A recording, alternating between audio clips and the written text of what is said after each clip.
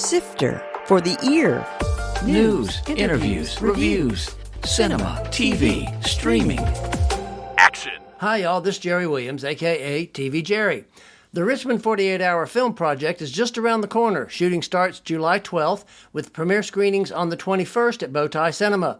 Teams come together and write, shoot, and edit a short film in just 48 hours. There are already 32 teams registered, and July 2nd is the final day to beat the price increases. I'll post a link to register on the website for this show at tvjerry.com.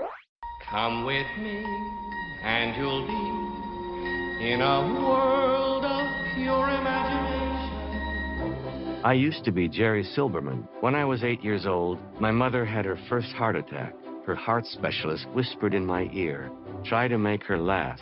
My blanket, my blue blanket, give me my blue blanket. The only thing that concerns me is the preservation of life. And I did make my mother laugh. That was a clip from the trailer to Remembering Gene Wilder, which looks at the comic actor's films and features, including interviews with people in his life, like Mel Brooks, Alan Alda, and Harry Connick Jr. It played Richmond as part of the Weinstein JCC's Israeli and Jewish Film Festival last January. Since the documentary just dropped on Netflix, I thought I'd bring back my interview with Ron Frank, billed as the director, and Glenn Kirschbaum, billed as the writer. Sifter Review of the Week. Becoming Karl Lagerfeld on Hulu. Daniel Bruhl plays the title character in the 70s when he was designing for Chloe before he expanded to his own line. Paralleling the fashion narrative is his relationship with his muse and frustratingly platonic friend, Jacques de Bachet, played by Theodore Pellerin. Bruhl creates a character with emotional depth and frustrated desire, while Pellerin is continually seductive yet elusive. The designer's dresses take a back seat to his ambitious machinations to grow his burgeoning career. He also struggles for respectability among the couture houses, especially Yves Saint Laurent, played by Alex Lutz, who cause strife and competition in fashion and the mutual desire for de Bachet. As a result, this is much more about the man and his demons than about the designer's rise to fame. It does end with a final image that suggests there might be a second season. Even though it repeats the issues too often, this series presented a fascinating glimpse into Lagerfeld's personal life and the fabulous fashion world of the period.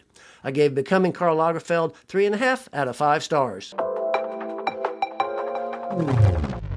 Ron and Glenn, I want to tell you first, I have something very simple in common with Gene Wilder. Can you guess what that might be? If you look at my name, that might be a hint. Wow, you're both from Wisconsin. No. Well, your name is his original name. You got it, Ron. Good for you. My name is technically Jerome Williams, and his name, of course, was Jerome Silberman. So it's kind of cool we have that in common there. Obviously, you both worked on numerous documentaries. Good Lord. National Geographic, Smithsonian, Discovery, History Channel, all of them. Have y'all worked together before? Oh, yes. Yeah, we have for years. Yeah, we actually like each other, which is a remarkable thing in this industry. Yeah, it can come in handy from time to time, especially when you have to work together regularly.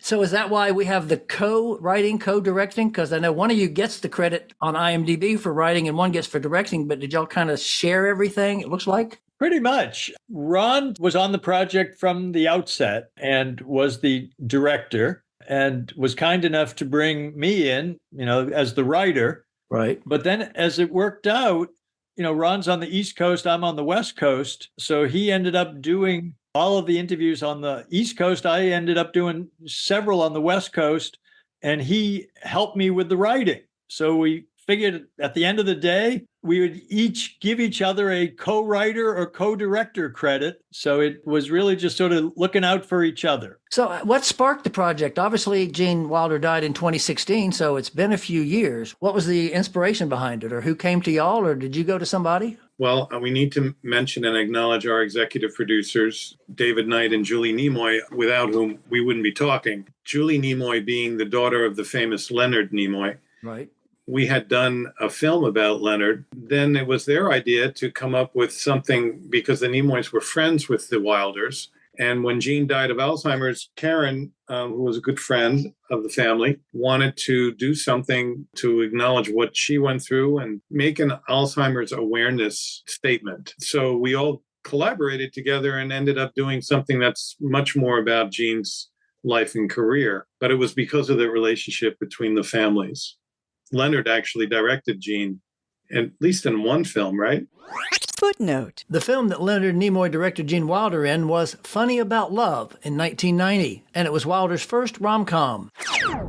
I noticed as I watched it and after I finished watching it, this is really almost more of a career retrospective than a classic biography. It's not, no, little Gene Wilder was born, Jerome Silberman, and the blah, blah, blah. It didn't follow the traditional biopic route until the end. And of course, the third act, when it does get more personal, talking about Gilda Radner and Karen Boyer, of course. And it didn't even really get into Alzheimer's till the end, which was kind of an interesting, I won't say twist, but you know what I mean. You didn't know that going into the movie that that's where it was headed. Why was this approach as opposed to a more traditional, he started as a little boy and grew up and here's his career developing? Once we saw what we had, which was the amazing interviews with the likes of Mel Brooks, the hysterically funny film clips from the producers and Young Frankenstein and Blazing Saddles and the Frisco Kid. Quite honestly, we decided that this film would be a love letter to Gene, that we would be celebrating this man who brought joy into the lives of so many people, and also would serve as an introduction to a younger generation. Right. My son, for instance, who's 16, has now gone out and seen every Gene Wilder film. Great. Wow. Really, it was our decision. And there was some dark moments in the autobiography that we chose not to include because it would have changed the tone. If someone else wants to do a film where they dig up dirt on Gene Wilder, God love them. But that wasn't going to be our film. That makes sense. That's a very good explanation of that. What grabbed me almost immediately when the movie started was, wait a minute, that's Gene Wilder's voice. And it was not a deep fake VO. That was the real thing. Had he done an audio version for the book already? Is that what you were using? He wrote his own autobiography, I think in 2007, called Kiss Me Like a Stranger. And it takes him through his entire life from when he marries Karen. It even talks about his lymphoma, which we didn't get into. He survived that, obviously. So he did an audio companion book for this on tape. So we knew that we had a narrative. We listened to a lot of interviews that he had done, and it wasn't the same as him telling the story in first person. Although you did put a couple of those in. We did, yes. We wanted to see him, obviously, and because we didn't have the opportunity to interview him. So we wanted to see him and talking in sync, and there are many opportunities for that. Sure. And many interviews talks about the same thing. Right, Glenn? You found that. Yeah. When we found that he would repeat a story, for instance, the story about his mother, don't upset your mother, you could kill her. Right. he repeated that story countless times on talk shows. And so we knew that meant something to him. Right. And so we're going to slot that. We're going to find a way to bring that into the film. And it actually played a very significant role because I think it set him on the path of making all of us laugh, not just his mother. So, yes, I do think it was a gold mine. You'd swear he was in the editing room with us making the film. And he brings a real personal approach to this film. Yeah. And of course, you had these amazing interviews. Obviously, we mentioned Mel Brooks already, who, of course, is the headliner because he's the man. Can you tell me one story you had to leave out because you just didn't have room for it? He said, I'll give you a half hour. And we ended up staying an hour. There was stuff that we had to leave out about the producers. He tells a great story how we found Zero Mostel playing an egg Wow. on stage in a nightclub on Bleecker Street, I think in the Village. And he also told us stories. It wasn't really directly related to Gene, but how we had Dustin Hoffman cast originally in the producers, which I thought was interesting. He was going to play the Kenny Mars role. Footnote. Kenny, or Kenneth Mars, played Franz Liebkind, the Nazi playwright who penned Springtime for Hitler. And then Dustin got taken away in a little film with Mel's wife called The Graduate. So they didn't. I've heard of it. Did that. And Harry Connick Jr., what was the reason for him? Obviously, there are thousands of fans of his that are famous. Why did you pick Harry Connick Jr.?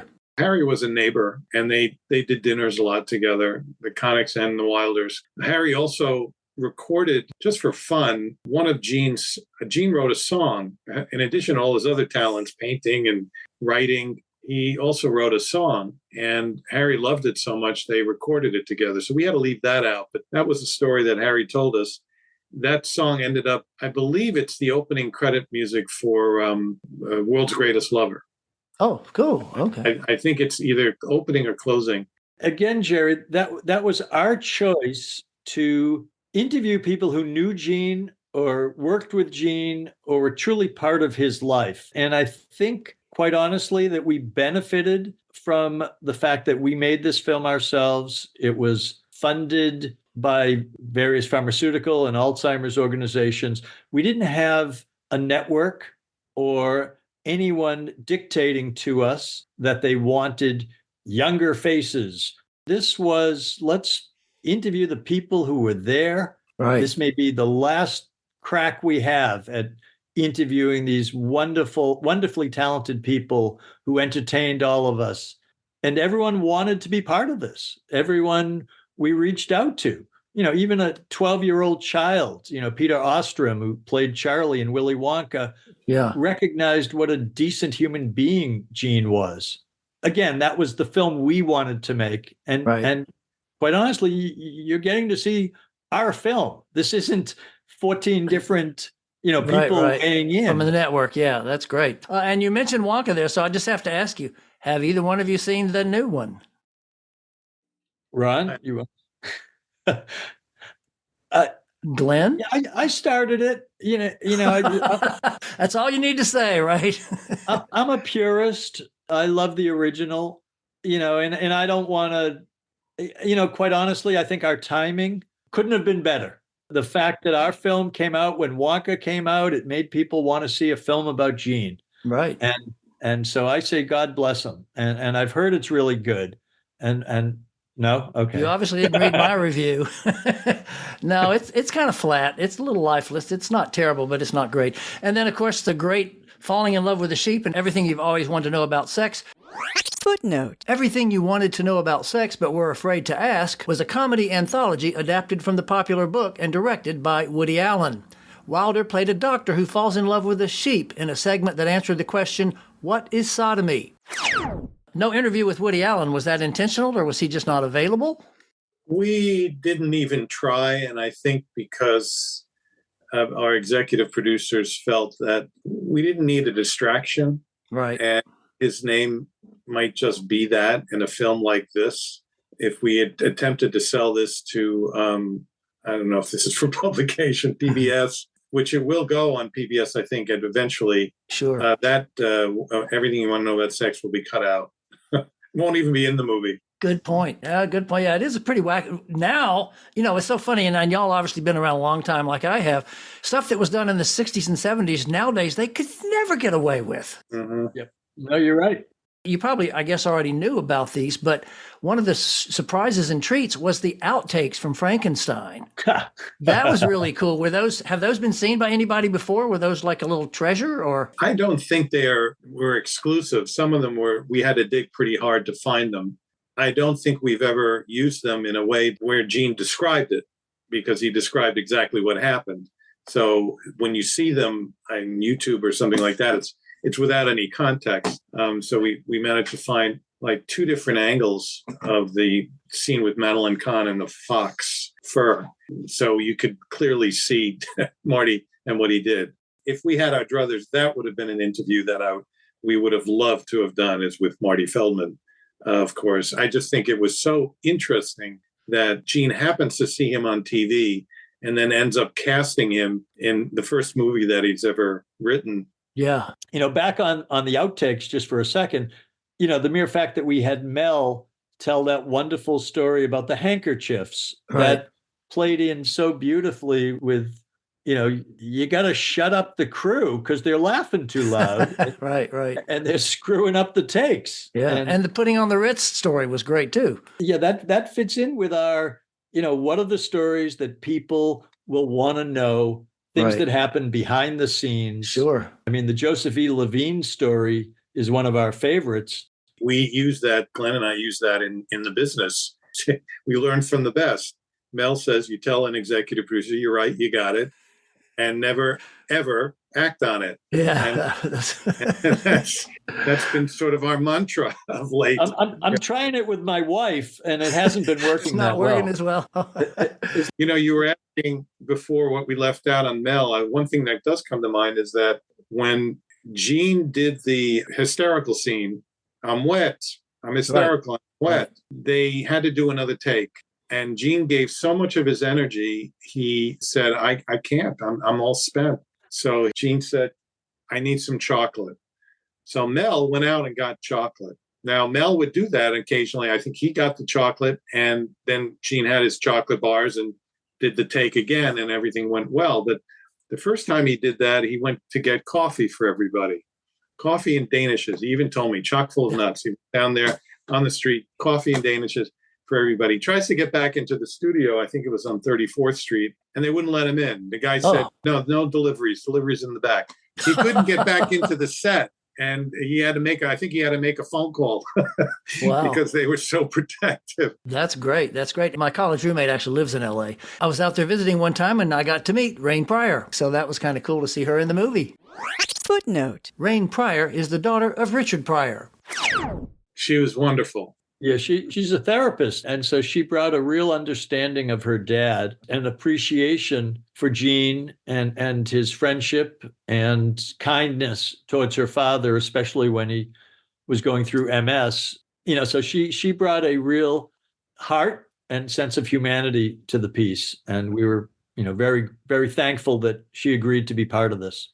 Now, you mentioned MS, but I'm going to pivot now to Alzheimer's. As you mentioned at the beginning, this was kind of motivated by the people from the Alzheimer's organization. How is that being used now by them or by you? Or is it not it's not a sales pitch, which is good, but how does that figure into the process overall? I'm not sure they figured that out yet. I mean, in terms of the sponsors, they wanted, obviously, us to bring it up, the subject. There has been talk about doing maybe an additional piece that would focus on Alzheimer's. I don't know where that stands right now. I mean, I think it would be a good idea. We did not want to, I don't like to use the word, but dilute the film with Alzheimer's. We didn't want to overdo it with Alzheimer's. We discussed this heavily. It was a sensitive subject, but I think telling the story through Karen's perspective is really what was the selling point for us. I mean, that had the emotional drama that we were looking for and not something that would sound clinical. Footnote. The Karen they referred to several times was Gene Wilder's second wife, Karen Boyer. And we were privileged to see some incredible footage of Gene at that point, too, which was very heartbreaking, but it was wonderful that they allowed us to see that. Yes, they did. Karen has blessed this film, and she is, without it, we wouldn't have it. I mean, she opened her archives and her stories and her art. I was just talking to her the other day, and, she still misses him tremendously, but she's very proud of this film. The thing is, if you were to say we're going to make a film about Alzheimer's, I don't know how many people would go and see it. Yeah. But here, and they've been done. Yeah, exactly. But here we're raising awareness in seeing a film about a comedian. So I think we've accomplished what they wanted to accomplish in terms of raising awareness. And we did have an audience member thank us, saying so many of these biographical films, you don't see these people after they leave the stage. You don't see them as older citizens. And she was most appreciative. She had a husband who had Alzheimer's. And she said, really, you showed us, Gene, warts and all. And she was appreciative. And we felt that we owed it to the sponsors that we not shy away from it. So an important question there, Alzheimer's or Alzheimer's? I'm from Boston. I go with Alzheimer's. So you said Alz, I take right. And you said Alzheimer's also, Ron. So I'm a New Yorker. What can I tell you? There you go. I have one thing that I was so thankful that Ron brought this up when we were talking to a reporter from the Jerusalem Post, which is what I think makes us especially proud of this film, is that we're living in pretty dark times right now. And this film, I think, drives home the importance of finding laughter even in the darkest of times. It's something that obviously Mel understood, Gene understood, and we're trying to carry on that legacy. Well said, and a great way to finish. When you're not out promoting this, which I'm sure you're doing a lot right now on the circuit, what do you like to watch? What are you watching at home or on the plane? There's a Hulu series, and I forget I'd have to ask my wife the name of it. I totally forgot it. It's a sort of a sitcom. watching The Gilded Age. Yeah. Been watching a series, Julia. On Max, yeah. The French Julia chef. Childs is wonderful. Yeah. And I tend to like historical drama, anything that's rooted in real life. Obviously, Right. we do documentaries, but in terms of documentaries, there are probably a few. I can't think of them. That's all right. So don't use That's all it. right. I watch a lot of documentaries. I watch a lot of sports. I will say this. My 16-year-old insisted that we catch up and watch all of Breaking Bad. And, Oh, wow. And he pointed out, and we're very proud of this, that our IMDb rating, which currently stands at 9.7, is even higher than Breaking Bad. So we're extra proud. That's cool. And so, audiences seem to really be enjoying the film. And, I hope you liked it, Jerry. Oh, I did. I loved it. It was great. It was wonderful. I mean, I've been reviewing films since 1974, and I saw most of those movies first run and reviewed them. So, yeah, they brought back a lot of great memories to me to see all those movies. Well, Ron and Glenn, I want to thank you so much for taking your time out of your busy schedule to promote this. Congratulations on a wonderful, sweet, and heartwarming film. Thank you, Jerry. Thank you so much, Jerry. Great talking to you. That was Ron Frank and Glenn Kirschbaum, who made the film Remembering Gene Wilder, which looks at the comic actor's films and features, including interviews with people in his life. It's now streaming on Netflix, and I'll include a link on the webpage for this show at tvjerry.com. Coming soon. In theaters. Quiet Place Day 1. The title kind of sums it up. This prequel visits New York City when the aliens first invaded. Horizon, an American Saga, Chapter 1. This is Kevin Costner's Big Gamble, a 4-part Western saga that he directed, stars in, co-wrote, and mostly self-funded. It covers 15 years around the Civil War in the West. The second part is due in August. Kinds of Kindness. Director Yorgos Lanthimos, who gave us Poor Things, is back again with Emma Stone and Willem Dafoe. But this is a 3-part anthology of his expectedly weird stuff, and the same actors appear as different characters in the different segments. Daddy-O. Dakota Johnson takes a cab from the airport and ends up in a deep conversation with the driver, Sean Penn. Janet Planet. An 11-year-old girl spends the summer of 1991 with her mom and some friends. Midas, a college dropout and 2 of his friends plot to steal thousands of dollars from his insurance employer, but they discover something darker. TV and streaming. A Family Affair on Netflix.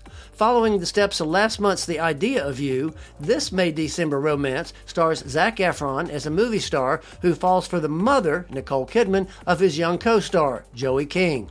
It was filmed before The Iron Claw, so he didn't look quite so pumped. The Bear is back on Hulu for the 3rd season. Zombies, the reanimated series on Disney. More high school hijinks in this sequel. Next week, prominent Richmond actor Alan Sater looks back at his career in TV and movies, including his famous Christian Children's Fund commercials. And he reveals an exciting upcoming project. This is Jerry Williams. Thanks for listening. For more Sister, including literally thousands of reviews, visit tvjerry.com. That's a wrap.